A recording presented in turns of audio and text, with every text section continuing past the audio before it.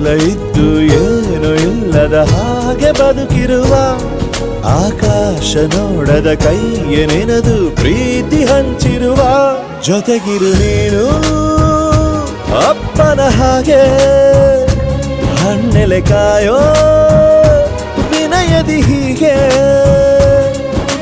ನಿನ್ನನು ಪಡೆದ ನಾವು ಪುನೀತ ಬಾಳು ನಗು ನಗುತ್ತಾ ಬೊಂಬೆ ಹೇಳುತ್ತೈತೆ ಮತ್ತೆ ಹೇಳುತ್ತೈತೆ ನೀನೇ ರಾಜಕುಮಾರ.